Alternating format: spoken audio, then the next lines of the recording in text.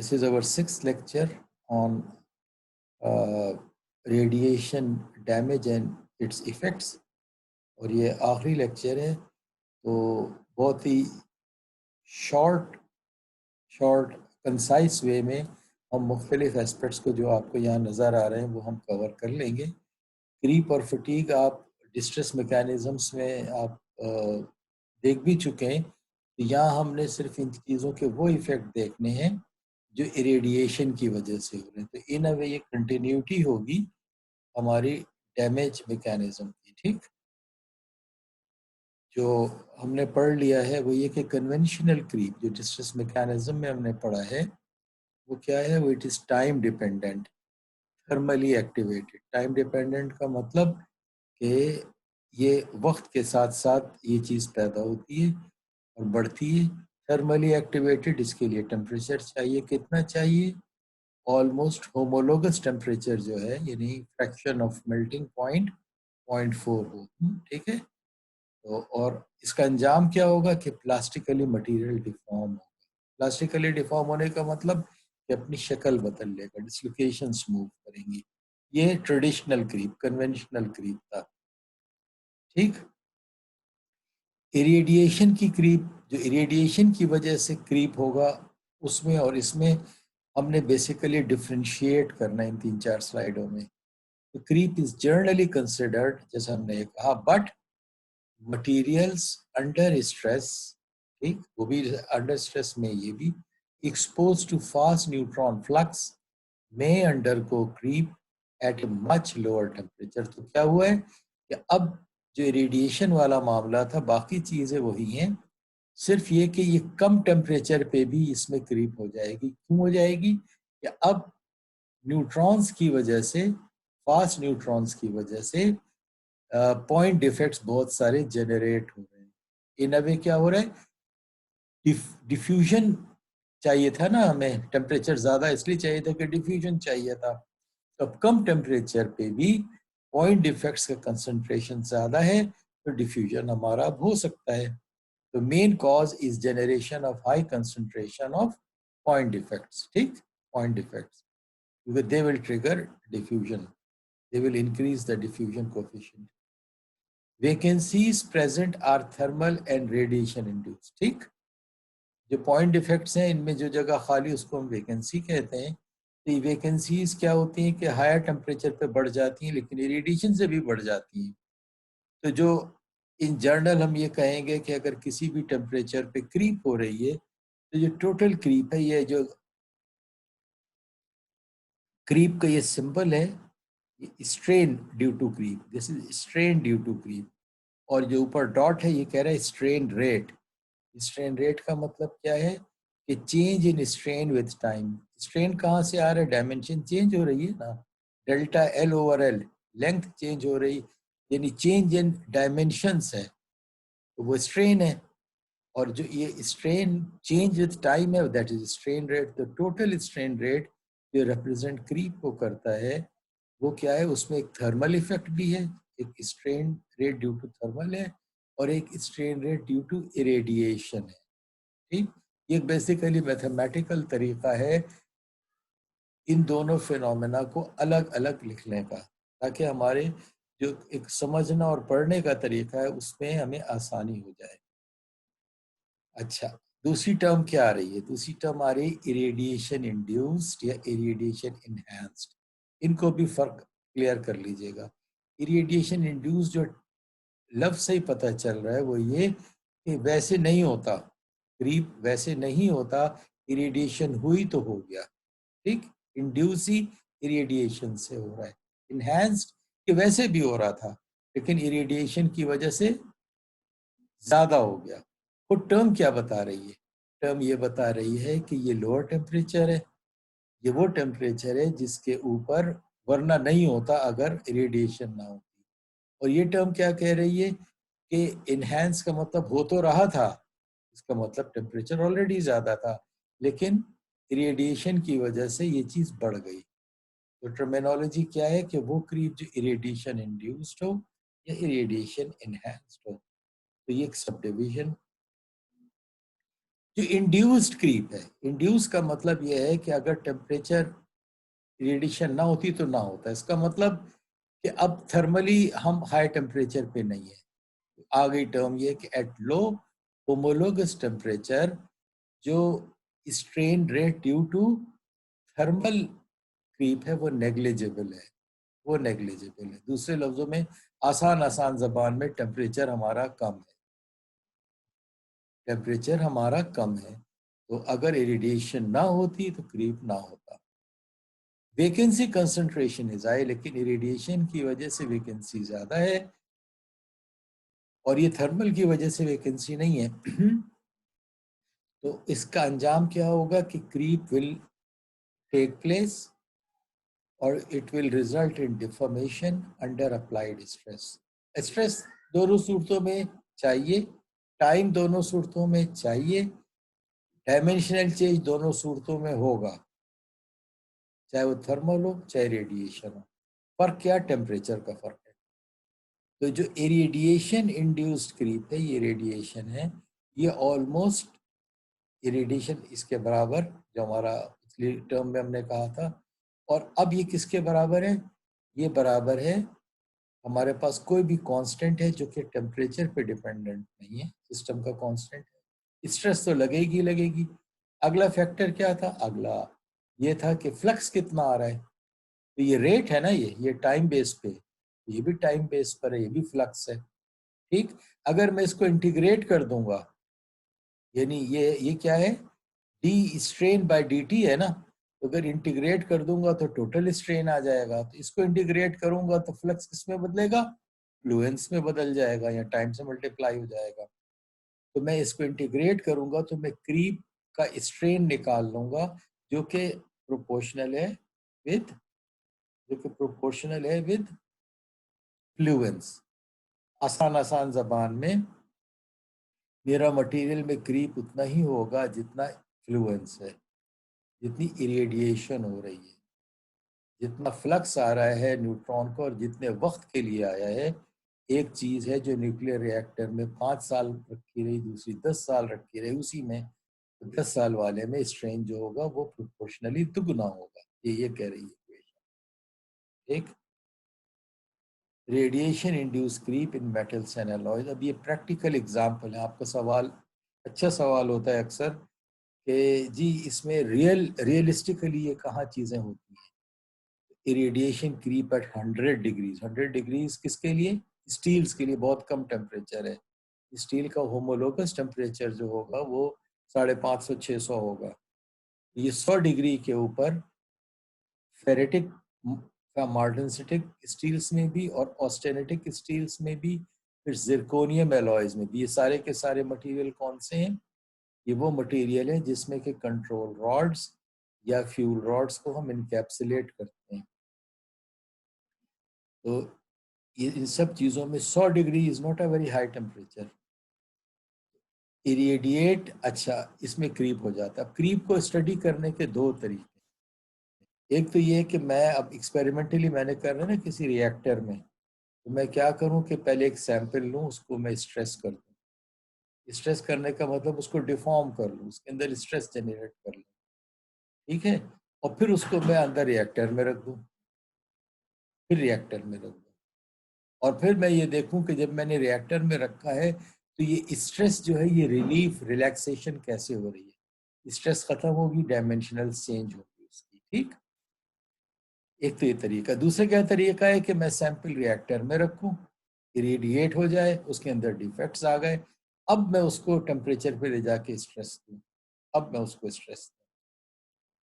तो ये दोनों तरीके हैं एक्सपेरिमेंट्स को करने के। तो जो एक experiment stainless steel, austenitic stainless steel 304 पे किया गया at this fluence at 30 degrees, उसका कंक्लूजन ये था कि अगर मैं एक ही सैंपल को इरिडिएट करके ये काम करूं 30 डिग्रीज पे, और इरिडिएट ना करूं और उसको subject to stresses at 30 degree centigrade, तो जो डिफरेंस होगा क्रीप का वो 40 टाइम्स है।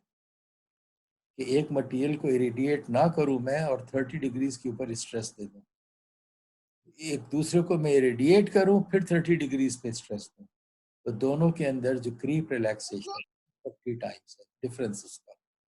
इरिडिएटेड सैंपल जो है वो 40 टाइम्स ज्यादा क्रीप हो रही है उसमें। रेडिएशन इनहैंस्ड क्रीप, अब वो क्रीप है जो हायर टेम्परेचर पे हुई है। पिछली वाली कौन सी थी? रेडिएशन इंड्यूस्ड क्रीप थी। Creep process enhanced by irradiation. ये सिंपल सी बात है कि इनहैंस का मतलब ये कि क्रीप अगर रेडिएशन ना भी होती तब भी हो रहा होता, तो उसका लॉजिकल कंक्लूजन कि हमारा होमोलोगस टेम्परेचर हाई है। ठीक, at higher homologous temperature creep rate is proportional to the diffusivity. Diffusivity कहाँ से आ रही थी? अगर रेडिएशन नहीं थी तो हायर टेम्परेचर से आ रही थी। अब क्या है? Radiation increases the vacancy concentration and thus increase in diffusivity takes place. ठीक, डिफ्यूजिविटी रेडिएशन की वजह से क्यों बढ़ेगी? तो पॉइंट इफेक्ट्स बढ़ जाएंगे। Vacancy concentration is due to thermal vacancies as well as atomic displacements due to radiation। और ये जो डिस्प्लेसमेंट है किसके प्रोपोर्शनल है? ये डिस्प्लेसमेंट्स पर एटम के प्रोपोर्शनल है। इसमें क्या है? फ्लुएंस भी है और एनर्जी स्पेक्ट्रम भी है न्यूट्रॉन्स का, दोनों चीजें हैं डीपीए में। एक और एक्सपेरिमेंट, ये एक्सपेरिमेंट किस पे? हॉट प्रेस्ड बेरिलियम पे। ये जो बेरिलियम है, beryllium is also a nuclear material, ठीक है ना? Beryllium is also a nuclear material. हमने हमारे पास जैसे कि क्रीप टेस्ट में होता है, हॉरिजॉन्टल एक्सेस पे टाइम है और वर्टिकल पे लोड है, स्ट्रेस है, ठीक है ना? वर्टिकल पे जो स्ट्रेस लग रही है, हमने एक स्ट्रेस के साथ मटेरियल को टाइम दिया एट कितना? 600 degree centigrade, which is more than half of homologous temperature for the स्टी फॉर बेरिलियम, फॉर बेरिलियम। और दूसरा हमने क्या किया है? दूसरा हमने यहाँ फ्लक्स हमने लिख दिया कि कितना हाई हाई डोजेज है फ्लक्स का ये। तो क्या हो रहा है कि वक्त के साथ साथ मटेरियल रिलैक्स हो रहा है, मटेरियल उसका जो स्ट्रेसेस हैं वो रिलीज हो रहे हैं। ये स्ट्रेसेस कहाँ से आई थी? ये स्ट्रेसेस आई थी, हमने एक तो अनइरेडिएटेड रखा था सैंपल, उसको हमने क्या किया था? स्ट्रेस रखा, स्ट्रेस पे रखा हुआ था, स्ट्रेस के बाद इस टेम्परेचर पर रख दिया। दूसरा हमने ये क्या किया कि पहले एक सैंपल को इरेडिएट किया और फिर सैंपल को न्यूक्लियर रिएक्टर में रखा, इस डोजेज पे रेडिएट किया और फिर इस टेम्परेचर के ऊपर उसको हमने लोड दिया। पहले इरेडिएट किया हुआ इसको, फिर लोड दिया हुआ है। इसमें क्या है कि पहले, नहीं सॉरी, इसमें साथ किया है, इसमें सॉरी, इस केस में क्या है? इसमें कि न्यूक्लियर रिएक्टर में ही लोड दिया है, न्यूक्लियर रिएक्टर में ही हाई टेम्परेचर है, न्यूक्लियर रिएक्टर में ही लोड भी लगा हुआ है, दोनों काम एक साथ होते हैं। और इसमें यह है कि पहले हमने इरेडिएट किया है और बाद में लोड। तो एक जनरल फिनोमेना ये है कि सबसे ज्यादा बुरे हालात इसमें, सबसे तेजी से टाइम वाइज, सबसे तेजी से अगर मैं ये कहूँ कि इतना डिक्रीज स्ट्रेस में यहाँ से 40 से 30 तक कितनी देर में आएगा? तो 40 से 30 तक सबसे पहले इसमें आएगा, फिर रिलैक्सेशन इसमें आएगी और सबसे आखिर में इसमें आएगा। तो specimens loaded for so much time and then stressed at itna accumulated more radiation damage leading to less richer life। दूसरे लफ्जों में कहने का मतलब ये है कि जो चीज़ें रिएक्टर के अंदर होती हैं और हाई टेम्परेचर पे है, उन पे स्ट्रेसेस भी पड़ रही होती हैं, रेडिएशन भी हो रही होती है, उनका क्रीप उतना ज़्यादा नहीं होता जितना मैं एक रेडिएटेड सैंपल को बाहर ला के अगर मैं उसको टेस्ट करूं क्रीप को तो होगा। ठीक, इन रिएक्टर क्रीप कम क्यों होता है? इसलिए कि हायर टेम्परेचर पे कुछ वैकेंसीज जो हैं वो डाई आउट हो जाती हैं। तो वैकेंसीज का इफेक्टिवली असर उस वक्त कम होता है जब रेडिएशन भी हो रही हो और टेम्परेचर भी हाई हो। ये तो था क्रीप का। Let's now shift to fatigue.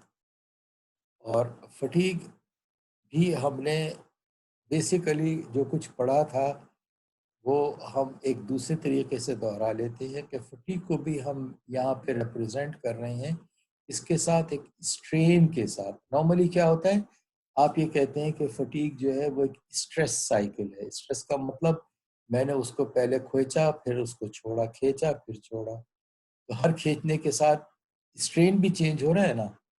तो अब मैं बजाय इसके कि इसको कहूँ कि ये स्ट्रेस चेंज हो रही है, मैं स्ट्रेन में रिप्रेजेंट कर रहा हूँ। क्यों कर रहा हूँ? इसलिए कि यहाँ पर मेरे पास जो डेफॉर्मेशन है वो इलास्टिक भी है और प्लास्टिक भी है, और प्लास्टिक डेफॉर्मेशन को प्रोपोर्शनलिटी यानी स्ट्रेस के साथ रिलेट करना बहुत मुश्किल है, कॉम्प्लिकेटेड है। मटेरियल डिफॉर्म होने लगता है जब मैं उसको स्ट्रेस देता हूँ, इसलिए स्ट्रेन के फॉर्म में नॉर्मली लोग इसको लिखते हैं। तो ये मेरे पास टोटल स्ट्रेन है जो फटीग में क्रिएट हुई है।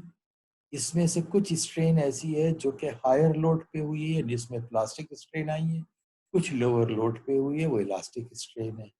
ये जो मैंने टर्म इस्तेमाल की हायर लोड और लोअर लोड, ये क्यों इस्तेमाल की? जिस जो जो फटीग हायर लोड पे होती है उसे क्या कहते हैं? लोड ज्यादा होगा तो क्या होगा? कम साइकिल पे फेल होगा, लो साइकिल फटीग। तो जो ई प्लास्टिक है ये रिप्रेजेंट करता है लो साइकिल फटीग को। कहाँ पर होता है? ये टरबाइन ब्लेड्स में होता है, ये न्यूक्लियर रिएक्टर्स में होता है। और इलास्टिक कहाँ होती है? वहाँ वाइब्रेशन हो रही है जहाँ टेम्परेचर कम है, या थर्मल स्ट्रेसेस कम है, जैसे जहाज के विंग है, या वो चीज़ें हैं, वो रोटेटिंग ऑब्जेक्ट्स हैं रिएक्टर के भी सिस्टम में जो हायर टेम्परेचर पे नहीं है। तो दूसरे लफ्ज़ों में मेरा टोटल स्ट्रेन जो है वो क्रिएट कर रहा है प्लास्टिक स्ट्रेन और इलास्टिक स्ट्रेन। ये रिप्रेजेंट करता है लो साइकिल फटीग को, ये हाई साइकिल।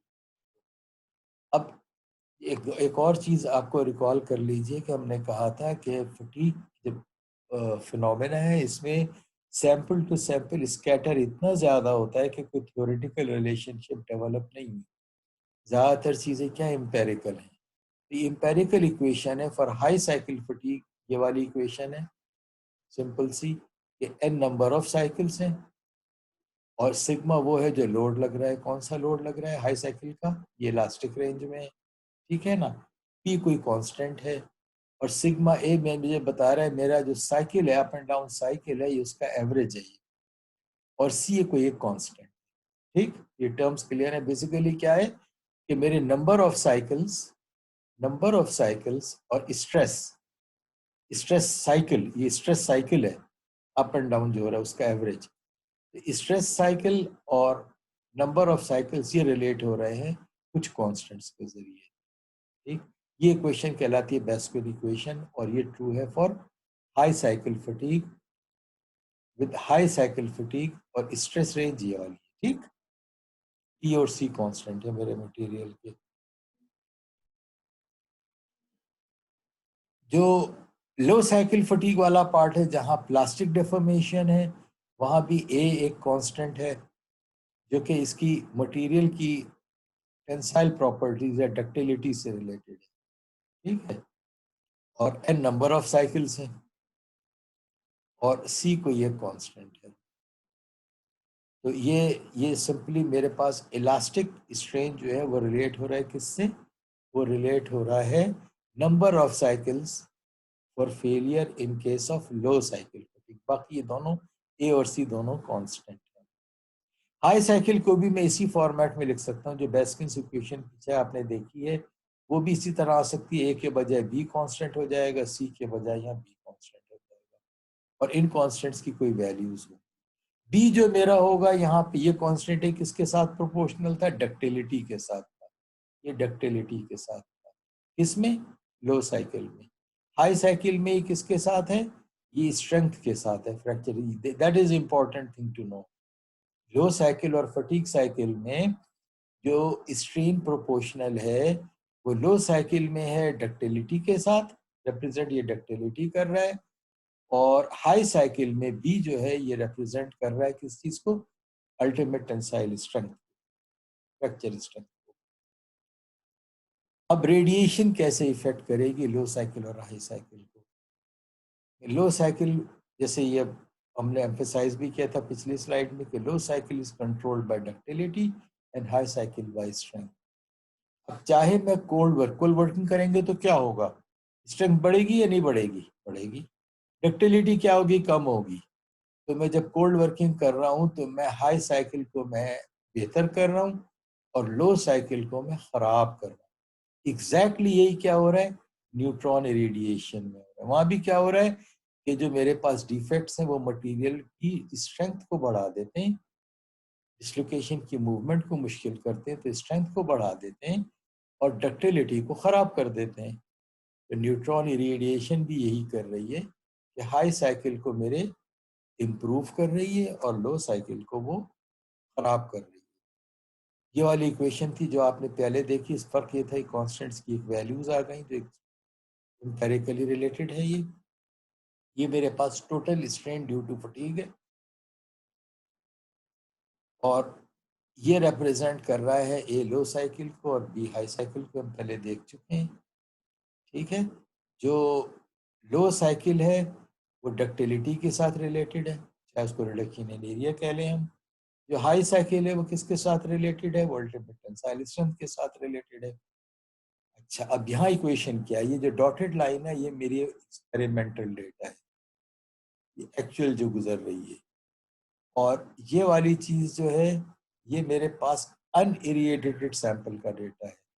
तो मैं क्या कह रहा हूँ कि रेडिएशन का इफेक्ट क्या कर रहा है, रेडिएशन का इफेक्ट हाई साइकिल यहाँ पर है ना, हाई साइकिल में मेरा जो एक्चुअल स्ट्रेन है वो एक्चुअल स्ट्रेन जो है वो इरिएटेड सैंपल में डेल्टा स्ट्रेन टी जो है वो मेरे पास बेहतर है, मेरे पास हाई साइकिल फटीग इरेटेड सैंपल का बेहतर है। ठीक, हाई साइकिल फटीग इरिटेटेड का मेरे पास बेहतर है, मेरे पास अनइरेडिएटेड का ये था और इरेडिएशन से ये चीज़ बेहतर है। जबकि यहाँ पर क्या है, यहाँ पर जो लो साइकिल फटीक है वो डिटीरिएट हो रहा है। ठीक है, ये एक्चुअल नंबर से भी ये चीज़ें in number of cycles to failure जो है उससे भी रिप्रेजेंट होती है। तो radiation basically leads to hardening and embrittlement, fatigue life decreases in low cycle and increase in high cycle. ठीक, फिजिकल प्रॉपर्टीज को क्विकली देख लें। डेंसिटी, हम ये कहते हैं थियोरेटिकली हम ये कहते हैं कि फ्रैंकल पेयर जो है वो पैदा होते हैं जब मटेरियल इरेडिएट होता है।